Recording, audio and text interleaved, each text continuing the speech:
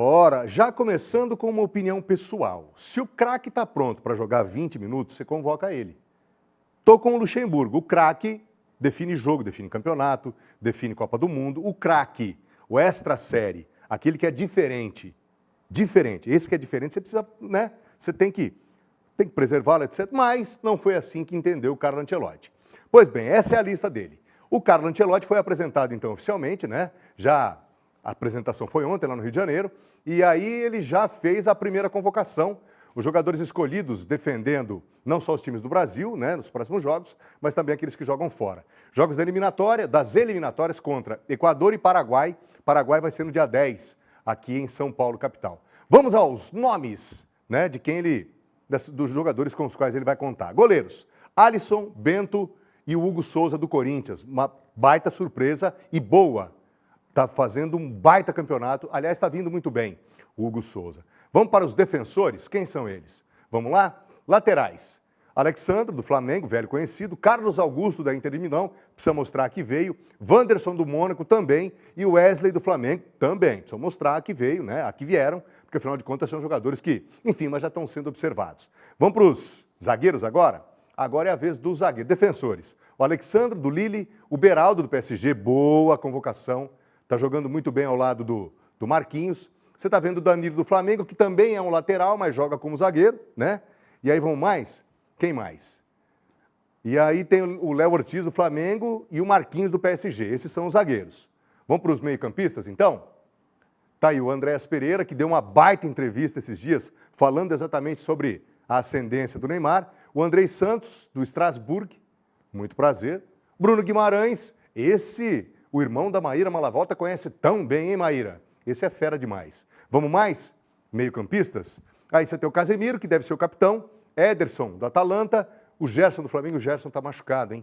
Não sei não se não vai ter que ser cortado. Mas o Casemiro, que tudo indica, vai ser a grande liderança em campo. Vamos mais? E agora, quem é que vem? Quem é que vem? Quem são os próximos? Agora é a vez dos atacantes. Esses vão ter que resolver. Antony, muito bem acertado. Estevão, nem se fala. Gabriel Martinelli, em grande fase no Arsenal. E o Matheus Cunha, oscilando, né? É aquele jogador um pouco, tá num nível, uns degraus abaixo, em relação a esses três que vêm antes dele. E aí, por fim, vamos ver quem são os últimos jogadores. O Rafinha, excelente escolha. Richarlison, que volta. É um jogador sempre muito aguerrido, que se doa por completo. E o Vini Júnior, do Real Madrid, que o Ancelotti conhece tão bem. Provavelmente um dos grandes desafios do Ancelotti seja fazer com que ele, Vini Júnior, jogue na seleção o que ele joga no Real Madrid. Então, uma coisa é certa. Ancelotti vai ter, ou o Vini Júnior vai ter a garantia de que o Ancelotti vai colocá-lo onde ele rende e da maneira com que ele joga. E aí, o Neymar acabou ficando de fora dessa primeira lista de convocados, né, pelo italiano. O Brasil vai enfrentar, então, o Equador, dia 5 de julho, em Guayaquil, e depois joga contra o Paraguai, dia 10, em São Paulo, capital. E aí, enfim, já mostramos tudo para você, né? Quem são esses convocados? E aí a gente tem o Neymar, que acabou ficando fora dessa lista. Para finalizar esse assunto de seleção de momento, e claro, é a sua opinião que vale. Modesta opinião minha, se o craque tem condições de jogar 20, você leva ele. Se ele não está em condições, você não leva. Mas é preciso levar, porque há uma ascendência positiva do Neymar em relação ao grupo. O Neymar é a liderança, é uma liderança natural, liderança técnica e uma liderança natural em quem os outros jogadores se inspiram. Então, assim, não adianta você acreditar naquilo que diz o rapaz da concorrente, o narrador esportivo, etc., porque esses caras têm lá alguns motivos que não os levam a fazer uma análise dentro de campo. Então, assim, preciso que se entenda que o Neymar ele exerce essa liderança, mas não vai dessa vez. Então, a gente quer ouvir você, tá? 14997450940. Vamos falar do Bragantino agora. O Bragantino venceu o Juventude, encostou nos líderes, hein? Mas muito encostado. Foi ontem à noite em Bragança Paulista e segue na briga pela liderança do Campeonato Brasileiro. Jogando no estádio Cícero de Souza Marques, lá em Bragança Paulista, o Massa Bruta fez um gol no jogo, aos 46 minutos do primeiro tempo. Vamos dar uma olhada, gol de falta, bem batido, hein? John é o nome dele, tá vendo ali, ó? Olhou, a barreira deu, rapaz, que falta foi essa? John. Que coisa, hein, John? Bateu e bateu do jeito que tinha que bater. Ela toca na trave, vai morrer lá do outro lado. Coisa linda, hein? Falta bem batida e com esse resultado, O Bragantino segue colado nos líderes, com 20 pontos. Está na quarta colocação, apenas 2 pontos atrás do líder Palmeiras e a 1 ponto, olha isso, do vice-líder Flamengo, hein? O Juventude segue na vice-lanterna dessa competição. Vamos falar do Corinthians agora? Deu ruim o negócio. Quando o bastidor não é bom, não adianta, a coisa vai parar para dentro de campo, não tem jeito. Conselheiros do Corinthians aprovaram ontem à noite o afastamento do presidente Augusto Melo. Né? O presidente está afastado nesse momento. 176 votos favoráveis a esse afastamento, contra só 57 pela permanência. O mandatário, que não sei não, já vai ser ex-mandatário, fica longe da presidência enquanto aguarda a votação do impeachment, ou para o impeachment, né? Agora, a situação é a seguinte, ó. É necessária uma nova votação com a participação dos associados do clube. São os associados que vão definir se ele permanece ou pega a mala. Caso os sócios não aprovem a cassação, ele retorna e vida que segue. Por enquanto, o Corinthians é comandado interinamente pelo Osmar Stabile, que é o vice-presidente. O Augusto Melo é acusado de irregularidades junto ao antigo patrocinador do clube, infração da Lei Geral do Esporte, além de desrespeito ao Estatuto do Corinthians. O Melo chegou a ser indiciado pela Polícia Civil. Quando a coisa não está boa na gestão, reflete dentro de campo. O Corinthians tem um baita time, um bom treinador. E agora? O Dorival fica, né? Dorival vai embora. Pois bem. Preocupações, então, fora e dentro de campo para o Corinthians, que ontem confirmou, olha isso, uma notícia ruim, hein, que veio na esteira dessa. O Yuri Alberto, ele teve uma fratura na região lombar, olha isso. O negócio foi grave, hein? Portanto, lesionado, né, para o jogo do fim de semana pelo Brasileirão. Aliás, isso aconteceu no jogo do último fim de semana contra o Atlético. Hoje, às 9h30 da noite, em Buenos Aires, o Timão vai a campo pela última rodada da fase de grupos da Sul-Americana contra o Huracan. Para chegar ao mata-mata, o time precisa vencer para não depender de outros resultados. Que coisa, Yuri Alberto, hein? Estava cotado para a seleção brasileira, né? E aí agora tem uma fratura dessa e não deve ser uma situação fácil, mas, claro, independentemente da paixão clubística, a gente torce pela recuperação do jogador. Vamos falar do Ituano?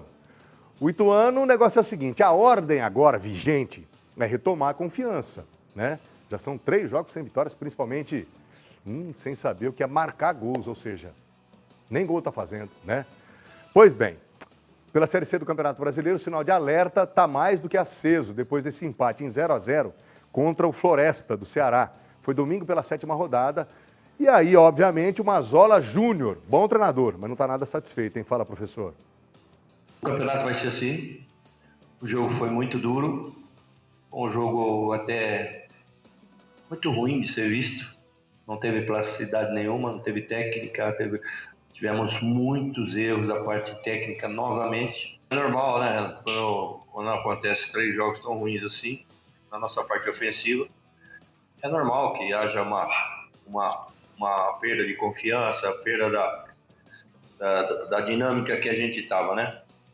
Tivemos o problema das lesões aí também, que nos afetaram bastante nessa dinâmica que a gente estava conseguindo alcançar. E o que preocupa, no meu modo de entender, é que o campeonato vai ser muito nivelado. Todos os jogos vão ser muito iguais. E quem vai fazer diferença são os jogadores individualmente. Você viu?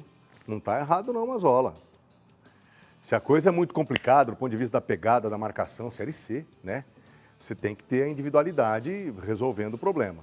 Mas é aquela coisa também, né, professor? A individualidade não aparece se o coletivo não estiver legal. Porque a individualidade... Bom, o Neymar não vai resolver o problema do Santos sozinho. Tá aí um baita exemplo pra gente, né? Só pra gente entender.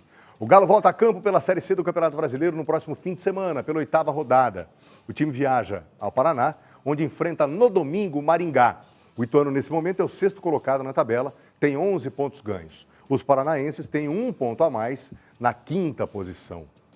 Não vai ser fácil a vida do Ituano, não. Vamos falar de basquete agora? Ai, podia ter sido melhor, mas assim, não foi por pouco. Ontem à noite, em BH, Belo Horizonte, capital das Minas Gerais, o Bauru Basquete foi superado pelo Minas por 73-69, ó. 1, 2, 3, 4 pontinhos. Segundo jogo, né, da série melhor de 5 no playoff das semifinais do NBB. Vamos dar uma olhada como é que foi? Esse resultado, né, com o resultado, os mineiros abrem 2-0 na série. Você está vendo os mineiros de branco, o Bauru Basquete com uniforme na cor verde. E aí o time mineiro é uma potência. A definição, só para você ter uma ideia, ficou para os segundos finais, quando os donos da casa conseguiram ganhar o jogo. Mesmo sem estar na plenitude física, o Alex Garcia, de novo, deu um baita exemplo. Ele teve uma lesão muscular no primeiro jogo, e aí foi o cestinha, acabou sendo o cestinha, com 16 pontos anotados. E aí você está vendo o Minas. Minas é uma potência. O Bright, de novo, fez um excelente jogo. Alguns erros de passe, né, que normalmente não são comuns. E aí isso deu ao Minas a possibilidade de recuperar muitas bolas. Pois bem, assim, segura só um pouquinho, tem um comentário rápido do Alex. Só quem teve uma lesão muscular sabe que não é... Tá vendo? Ó? Tá vendo? Ele é uma liderança, ele cobra e ele tem essa moral. Por quê? Porque é o Alex Garcia, é o brabo. E aí, de novo, ó, ele dá esse exemplo. Olha o Bright tentando ali jogar de 3. Ele dá esse exemplo. Estava com uma lesão muscular, ele não conseguiu voltar à quadra no jogo passado. Ele jogou 11 minutos, isso no primeiro quarto, e não conseguiu voltar. Provavelmente foi uma contratura que, se ele volta, se ele tenta voltar, até teria condições de voltar, né? Mas se ele volta, agrava. Aí ele ficaria fora do resto dos jogos. Então segurou no primeiro jogo, o time perdeu aqui em Bauru, e aí nesse segundo jogo ele volta, e é o cestinha do jogo. Então assim, baita exemplo, né, de superação dado pelo interminável Alex Garcia. Pois bem, Minas e Bauru voltam a se enfrentar amanhã, novamente em BH, às 7 da noite. Se o Minas vencer, garante vaga na final. O Bauru precisa dessa vitória. Essa vitória, ela tem que vir. Para quê? Para forçar o quarto jogo aqui em Bauru. Se ganha lá, depois, né, consegue, na atmosfera do panela de pressão, empatar em 2-2, aí o quinto jogo, né, seria realizado. Seria, né? Vamos colocar no condicional, porque afinal de contas, né, mas se precisar, o quinto jogo seria realizado de novo lá em BH. Enfim, vamos lá, estamos acompanhando e, né, desejando, jogando, mandando aquela energia positiva bacana para o nosso Bauru Basquete, ok? Ainda falando de basquete, nessa terça-feira com o basquete, né? O basquete Tatuí. Tem o basquete Tatuí em quadra pelo Campeonato Brasileiro Masculino da CBB. O duelo é contra o Blumenau, no ginásio do Clube de Campo de Tatuí. O time é o segundo na tabela com 6 vitórias em 8 jogos. Boa campanha. Os catarinenses estão em 5º lugar e a bola sobe hoje em Tatuí para, né, o Tatuí Basquete e Blumenau às 7h30 da noite amanhã, claro. A gente vai contar tudo para você, ok? Vamos falar do Bauru, não? Que Bauru? Bauru Basquete já falamos. Vamos falar do time masculino do SESI. Aliás, é mais uma renovação que está sendo anunciada, hein? Mais um atleta teve o contrato renovado com a equipe do SESI Bauru para a temporada 25-26 do vôlei masculino. Formado na base, hein? É formado na base do time o oposto Marcos José. Tá vendo ele aí? Tem a permanência assegurada. Ele foi reserva do Darlan, poxa vida. E atua em toda a Liga Nacional em momentos estratégicos dos jogos, viu? Você está vendo ele aí, jovem ainda, contrato renovado, é mais um que permanece para a próxima temporada. Na última edição da Superliga, o atleta de 2,2 metros, ele anotou 29 pontos e agora, repito, está assegurado, né, para a próxima temporada. Vamos falar dela? Ah, como a gente gosta dela. Mudando de assunto, o Juninho gosta demais, eu gosto demais. A gente gosta demais dela. Mas de quem que você está falando, Colinho? Estou falando dela.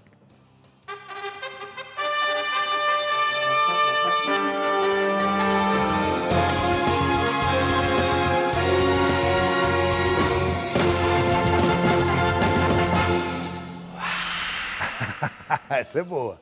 Essa é boa. Gostei. Wilson Nesta Ribeiro está inspirado. Ei, aliás, J. Martins está na audiência, viu, Ribeirinho? Manda uma homenagem pro Jota, Ribeirinho. Tem uma que é especial. Apertar, dá mais alguma coisa aí, viu? Ah lá.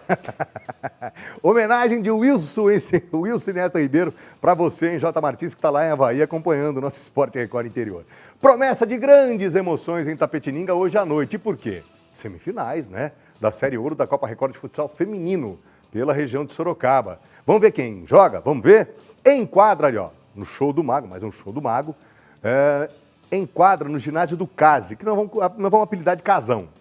Às 8h20 da noite tem Votorantim e São Miguel Arcanjo. Primeiro jogo, portanto, tá? E aí no segundo jogo da noite, Terça-feira, 27/5, também conhecido como hoje, às 9 da noite tem Itapetininga versus Capão Bonito. Atenção você, né? Enfim, que vive aí nessa região.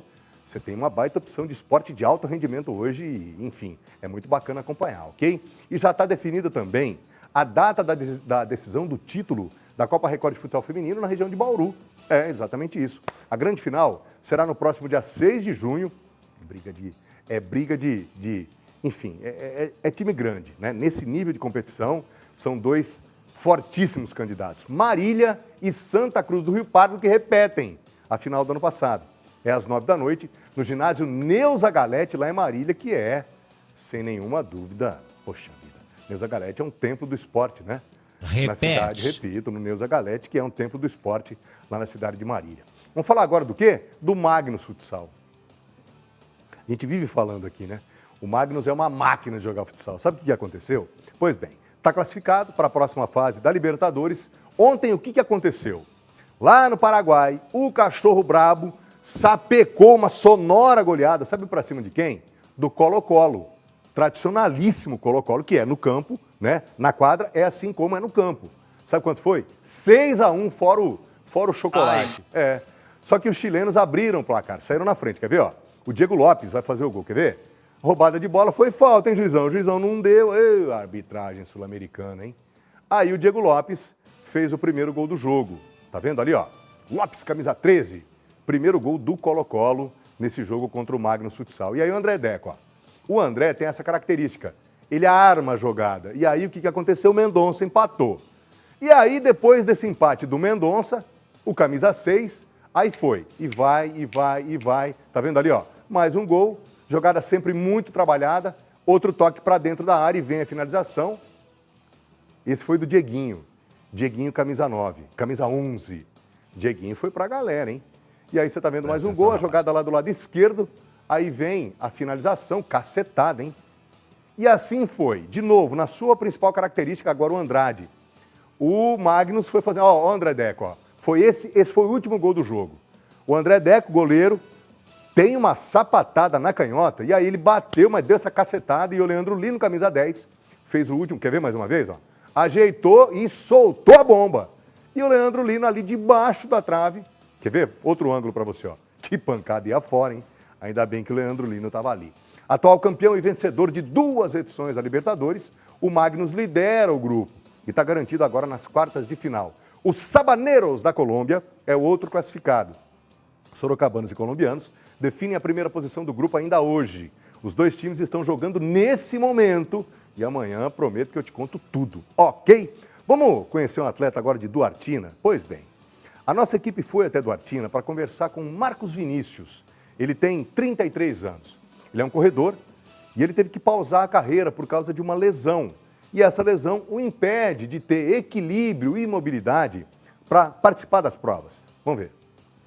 Estamos em Duartina, viemos conhecer a história do Marcos Vinícius. Ele pediu ajuda através do Flagrou Tá na Record. Marcos Vinícius é atleta amador de atletismo, um verdadeiro campeão, como dá pra gente ver nas medalhas e nos troféus. Mas há cerca de 8 anos, a vida do atleta amador se transformou. Aqui na mesa temos diversos laudos. Um problema de saúde no ombro. Na verdade, uma luxação recorrente foi o que mudou toda a rotina do Marcos Vinícius. Marcos, conta pra gente, por favor, o que está acontecendo com você? Já foram quantas cirurgias do seu ombro e qual o problema?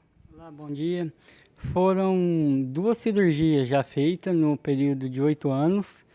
E, infelizmente, não teve resultado essas 2 cirurgias. Ele continua saindo do lugar.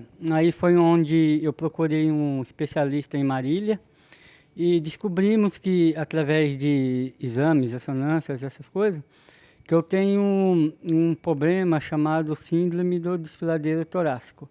Segundo o médico, a minha clavícula, ela já nasceu um pouco maior que a de todo mundo. Ela não para no ponto que é para ela encaixar. Então, por isso que o meu ombro saiu do lugar. Mas os médicos que me operou mexeram só no ombro e não mexeram realmente onde está o problema, que é a clavícula. Então agora eu vou ter que fazer essa cirurgia que ele está saindo do lugar todo dia. Todo dia eu estou no pronto-socorro aqui de Duartina. Quando eles não conseguem colocar aqui, me encaminham para o UPA de Bauru. Aí no UPA de Bauru manda para o pronto-socorro central. E lá no pronto-socorro central eles conseguem fazer a redução. E está praticamente insuportável hoje viver com tanta dor, viver em hospital, que nem eu estou vivendo praticamente todo dia. Eu até brinco, eu falo que eu fico mais no hospital do que em casa. E é uma coisa que está mexendo não só na parte física, mas está mexendo muito na minha parte psicológica, porque eu não consigo aceitar que eu corria e de um tempo para cá, nenhuma simples caminhada eu consigo fazer mais. Tá bem complicado. Você sofreu um acidente, né? Conta pra gente como que foi o dia que você machucou o seu ombro. Eu estava fazendo uma preparação para a corrida de Santa Cruz em 2018.